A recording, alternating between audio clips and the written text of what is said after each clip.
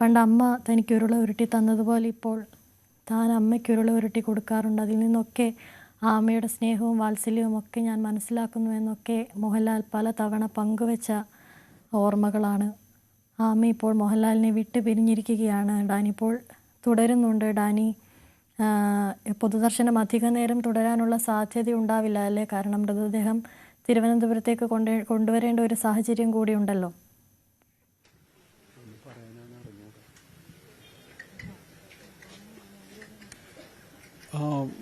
പൊതുദർശനം ഒരുപക്ഷെ അതിൻ്റെ ഒരു സമയക്രമം എന്ന രീതിയിലേക്ക് വന്നിട്ടില്ല. പൊതുദർശനം ഇപ്പോൾ അല്പസമയം കൊണ്ട് തന്നെ ആരംഭിക്കുമെന്ന് പറഞ്ഞിരിക്കുന്നു. പൊതുദർശനത്തിനുള്ള ക്രമീകരണങ്ങൾ എല്ലാം തന്നെ പൂർത്തിയാക്കിയിട്ടുണ്ട്.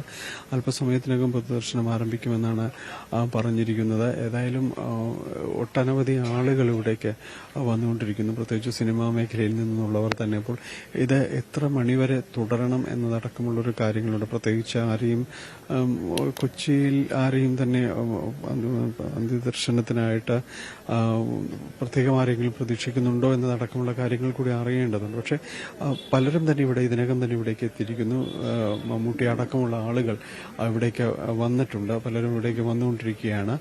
ഏതായാലും അതുകൊണ്ട് തന്നെ ഇവിടെ ഒരു പൊതുദർശന ചടങ്ങുകൾ ഒരുപാട് സമയത്തിലേക്ക് നീണ്ടുപോകില്ല എന്നൊരു സൂചന തന്നെയാണ് ഉള്ളത്. ഏതായാലും ഈ നിലവിലെ ഒരു നമുക്കറിയാവുന്നതനുസരിച്ച് രാത്രിയോടുകൂടി ഇവിടെ നിന്ന് ഭൗതിക ശരീരം കൊണ്ടുപോകും. തിരുവനന്തപുരത്ത് മുടവൻമുകളിലെ വീട്ടിലേക്ക് കൊണ്ടുപോകുമെന്നതാണ് പറഞ്ഞിരിക്കുന്നത്. അതിനുശേഷം അത് റോഡ് മാർഗമാണ് കൊണ്ടുപോകുന്നത്. ആംബുലൻസ് സംവിധാനങ്ങളടക്കം അതിനുവേണ്ടി സജ്ജമാക്കിയിട്ടുമുണ്ട്.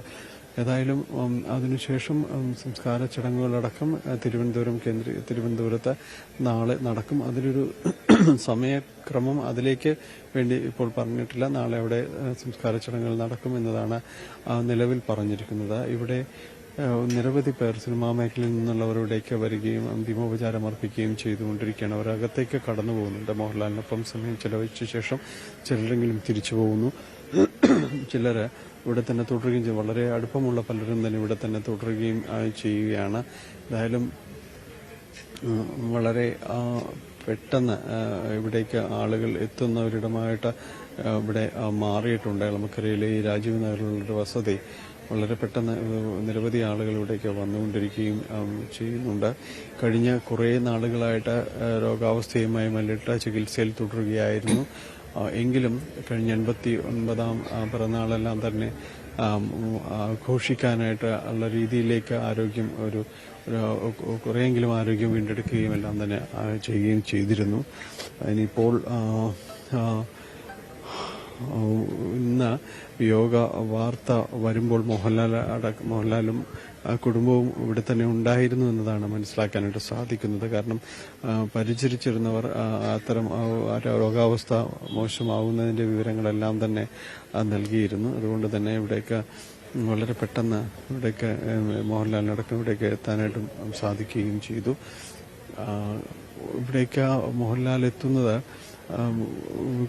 ഈ വീട് വാങ്ങിക്കുകയും അതോടൊപ്പം തന്നെ അമ്മയുടെ ചികിത്സാർത്ഥം ഇവിടേക്ക് തന്നെ തുടരുകയുമായിരുന്നു ആദ്യഘട്ടത്തിൽ ഉണ്ടായിരുന്നത്. പിന്നീട് ലാലും കുടുംബവും ഇവിടെ നിന്ന് മാറുന്നു, മറ്റു മരടിലുള്ളൊരു ഫ്ലാറ്റിലേക്ക് മാറുകയും ചെയ്തെങ്കിലും അമ്മയുടെ ചികിത്സാ സൗകര്യവും മറ്റുമെല്ലാം തന്നെ ഏകോപിപ്പിച്ചിരുന്നത് ഈ ഇവിടെയുള്ള ഇളമക്കരയുള്ള ഈ വീട്ടിലാണ്. എല്ലാം തന്നെ സംവിധാനങ്ങളെല്ലാം തന്നെ ഒരുക്കിയിരുന്നത്. ഇവിടെ സ്ഥിരമായി ചികിത്സിക്കാനുള്ളൊരു സൗകര്യവും കാര്യങ്ങളും എല്ലാം ചെയ്തിരുന്നു. മൃതാശുപത്രിയുമായി ബന്ധപ്പെട്ടുകൊണ്ട് അത്തരം ക്രമീകരണങ്ങളും എല്ലാം തന്നെ പൂർത്തിയാക്കുകയും ചെയ്തിരുന്നു. കഴിഞ്ഞ ഒരു 3 മാസമായിട്ട് ആരോഗ്യസ്ഥിതിയിൽ കുറച്ച് ബുദ്ധിമുട്ടുകളെല്ലാം തന്നെ നേരിടുന്ന കാര്യം തന്നെ വ്യക്തമാക്കിയിരുന്നു. ആരോഗ്യം മോശമാകുന്ന ഒരവസ്ഥയിലേക്ക് വന്ന് രോഗം വഷളാകുന്നു എന്നൊരു സൂചനകൾ ഉണ്ടായിരുന്നു. അതുകൊണ്ട് തന്നെയും വലിയ ജാഗ്രത ചികിത്സിക്കുന്നവരടക്കം ഇക്കാര്യങ്ങൾ പുലർത്തുകയും അത് മോഹൻലാലിനോട് പങ്കുവയ്ക്കുകയും എല്ലാം തന്നെ ചെയ്തിരുന്നു. ഇന്ന് ഉച്ചയോടുകൂടി തന്നെയാണ് ഈ വിവരം മോഹൻലാലിനെ അറിയിക്കുകയും തുടർന്ന് അദ്ദേഹം കുടുംബവും ഇവിടേക്ക് വരികയും ചെയ്തത്. വലിയ സ്നേഹവായ്പകൾ എക്കാലവും പകർന്നു നൽകിയ മകന് അതോടൊപ്പം തന്നെ മകൻ എന്നതിനേക്കാളും ഉപരിയായ വളരെ അടുപ്പിച്ചു നിർത്തിയിരുന്നൊരു സൗഹൃദവും സ്നേഹവും എല്ലാം ഉണ്ടായിരുന്നത്. മറ്റുള്ളവരിലേക്ക് മോഹൻലാൽ അത് എല്ലാ സമയവും തന്നെ അത് പറയുകയും എല്ലാവരെയും അറിയിക്കുകയും എല്ലാം തന്നെ അത് ചെയ്തിരുന്നു. എപ്പോഴൊക്കെയോ മോഹൻലാൽ വാചാലനായിട്ടുണ്ടോ ആ സമയങ്ങളെല്ലാം തന്നെ അദ്ദേഹം അമ്മയെക്കുറിച്ച് പറയുമ്പോൾ തന്നെയായിരുന്നു. നാളെ ഉച്ചയ്ക്ക് ശേഷമായിരിക്കാം തിരുവനന്തപുരത്ത് സംസ്കാര ചടങ്ങുകൾ നടക്കുക എന്നതാണ് നമുക്ക് ലഭ്യമാകുന്ന ഒരു വിവരം. നാളെ ഉച്ചയ്ക്ക് ശേഷം തിരുവനന്തപുരത്തായിരിക്കും സംസ്കാര ചടങ്ങുകൾ നടക്കുക. ഇന്ന് രാത്രിയോടുകൂടിയായിരിക്കും ഇവിടെ നിന്ന് മൃതദേഹം കൊണ്ടുപോവുക. പൊതുദർശനത്തിനുള്ള ഒരു ക്രമീകരണങ്ങൾ കഴിഞ്ഞിരിക്കുന്നു. പലരും തന്നെ ഇവിടേക്ക് എത്തിയിട്ടുണ്ട്. അകത്ത് പൊതുദർശനത്തിനുള്ളൊരു ക്രമീകരണങ്ങളുടെ ഒരു അവസാന വട്ടമാണ്. കാരണം ഒട്ടനവധി പേർ ഇവിടേക്ക് ഈ വിവരം അറിഞ്ഞുകൊണ്ട് ഇവിടേക്ക് എത്തിച്ചേരുന്നുണ്ട്. അവർക്ക് വേണ്ടിയുള്ളൊരു ക്രമീകരണങ്ങളടക്കം ഇവിടെ ഒരുക്കിയിട്ടുണ്ട്. അതുമായിട്ട് ഈ മോഹൻലാലിൻ്റെ വീട്ടിലെ സ്റ്റാഫുകളും അതോടൊപ്പം തന്നെ അദ്ദേഹത്തിൻ്റെ ബന്ധുക്കളും എല്ലാം അത്തരമൊരു ക്രമീകരണങ്ങൾ ഇവിടെ അത് ഒരുക്കിയിരിക്കുന്നു. അതിലൂടെ സമീപത്തുള്ളവരും ഒപ്പം സിനിമാ പ്രവർത്തകരുമടക്കം കടന്നുപോയി അന്തിമോപചാരം അർപ്പിച്ച് തിരിച്ചു വരുന്ന രീതിയിലേക്കൊരു ക്രമീകരണങ്ങൾ ചെയ്തിട്ടുണ്ട്. അത് എത്ര സമയത്തേക്കാണ് എന്നതാണ്, രാത്രി വരെ തുടരുമോ അതോ വൈകുന്നേരത്തോടുകൂടി ഒരു ആദ്യഘട്ടത്തിൽ പറഞ്ഞിരുന്നത് 6 മണിക്ക് ശേഷം ഇത് ഒരു ക്രമീകരണങ്ങൾ അവസാനിപ്പിക്കും. തുടർന്ന് തിരുവനന്തപുരത്തേക്ക് കൊണ്ടുപോകാനുള്ള സാഹചര്യത്തിലേക്ക് നീങ്ങുമെന്നാണ് പറഞ്ഞിരുന്നത്. നടി ഉർവശി ഇപ്പോൾ ചേരുന്നുണ്ട്. ശ്രീമതി ഉർവശി, മോഹൻലാലിൻ്റെ അമ്മ മോഹൻലാലിനെ വിട്ടുപിരിഞ്ഞിരിക്കുന്നു. അവരുമായി എന്തൊക്കെ ഓർമ്മകളാണ് പങ്കുവെക്കാനുള്ളത്? എന്നെ സംബന്ധിച്ച് ഞാൻ മലയാളത്തിൽ അഭിനയിച്ച് തുടങ്ങിയ കാലം മുതലുള്ള എൻ്റെ ഓർമ്മ, അതിനു മുൻപ് എൻ്റെ അമ്മയ്ക്കൊക്കെ അറിയാം. ശാന്തമ്മയും എൻ്റെ അമ്മയുമായിട്ടൊക്കെ നല്ല ബന്ധമാണ്. വിശ്വനാഥാങ്കളുമായിട്ടും ഒക്കെ അടുത്ത ബന്ധമാണ്. എനിക്കവർ രണ്ടുമായിട്ടും, ലാലേട്ടൻ്റെ അമ്മയുമായിട്ടും അച്ഛനുമായിട്ടും, ഞാൻ തിരുവനന്തപുരത്ത് എപ്പോൾ പോയാലും ഒരിക്കലെങ്കിലും അവിടെ പോയില്ലെങ്കിൽ അമ്മ എന്നോട് പരിഭവിക്കും. എപ്പോഴും പോകാറുണ്ട്, ഞാൻ പോകുമ്പോഴൊക്കെ പോകാറുണ്ട്. ഞാൻ അവിടെ വരുന്നു എന്നെങ്ങാനും അമ്മ അറിഞ്ഞാൽ എനിക്ക് ഇഷ്ടമുള്ള എല്ലാ സാധനങ്ങളും ഉണ്ടാക്കി വെക്കും. അതിലേറ്റവും പ്രിയപ്പെട്ടത് ചക്കവരട്ടിയായിരുന്നു. ഞാൻ ഓർക്കുകയാണ്, ഒരുപാട് സന്ദർഭത്തിൽ ഒത്തിരി കാര്യങ്ങൾ പറയാനുണ്ട് എനിക്ക്, അമ്മയുടെ കളിയും ചിരിയും കാര്യങ്ങളും ഒക്കെ. എന്നാലും അത് ഇനി ഒരിക്കലാകാം. എന്തായാലും വലിയ വിഷമമുണ്ട്. ലാലേട്ടന് താങ്ങാനുള്ള ശക്തിയും പ്രാപ്തിയും ഈശ്വരൻ കൊടുക്കട്ടെ, ദൈവമേ. Thank you.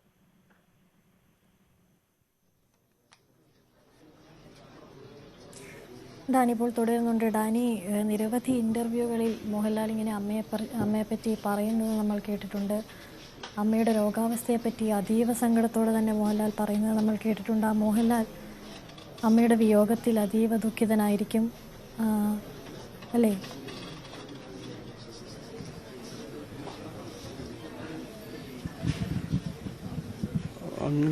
അങ്ങനെ അത് എടുത്ത് പറയേണ്ടതുണ്ടോ? കാരണം എന്ന് വെച്ചാൽ വലിയ രീതിയിൽ അദ്ദേഹം അമ്മയുമായിട്ട് വളരെയധികം അടുപ്പവും ഹൃദയൈക്യവും എല്ലാം തന്നെയുള്ളൊരു ആളാണ്.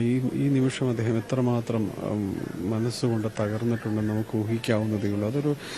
ഒരു അടുപ്പത്തിൻ്റെ ആഴം ഒന്നും അളക്കേണ്ട ഒരു സമയവുമല്ല. കാരണം വലിയ രീതിയിൽ അദ്ദേഹത്തിൻ്റെ സുഹൃത്തുക്കൾ വരെ ഇവിടെ നിന്ന് പലപ്പോഴും ഇപ്പോൾ ഒരു ബൈറ്റായോ അല്ലെങ്കിൽ നമ്മളോടത് പങ്കുവയ്ക്കാനോ മൈക്കിൽ പറയാനോ അല്ലെങ്കിൽ അവർ പറയുന്നത് ഈ നിമിഷം എത്രമാത്രം എന്ത് വിഷമിക്കുന്നുണ്ടാകാം എന്നത് തന്നെയാണ്. അതുകൊണ്ട് തന്നെയാണ് താങ്കൾ ഓടിയെത്തിയത് എന്ന് പറയുന്നു. ഒന്ന് മോഹൻലാലിൻ്റെ അടുത്ത് വന്ന് ഒന്ന് കൈപിടിച്ച് ഒന്ന് കടന്നു പോവുക, ആ ഒരു സാഹചര്യത്തിൽ മുന്നോട്ട് പോവുക എന്നതെല്ലാം തന്നെയാണ് അവർ ഉദ്ദേശിക്കുന്നത്. വളരെ ഒരു അടുപ്പവും കാര്യങ്ങളും എല്ലാം തന്നെ ലാലിൻ്റെ അമ്മയോടുണ്ടായിരുന്നു. നമുക്കറിയാം, പലപ്പോഴും ഈ അദ്ദേഹത്തിൻ്റെ അമ്മയുടെ ഒരു നീട്ടിയുള്ള വിളിക്ക് വളരെയധികം പ്രത്യേകതയുണ്ട്. ലാലു എന്നെല്ലാം തന്നെ നീട്ടി വിളിക്കുന്ന അത്രത്തോളം ഇമ്പത്തോടെ, സ്നേഹത്തോടെ, വാത്സല്യത്തോടെ ആർക്കെങ്കിലും അദ്ദേഹത്തെ വിളിക്കാൻ കഴിഞ്ഞിട്ടുണ്ടോ? അങ്ങനെ ഒരാൾക്ക്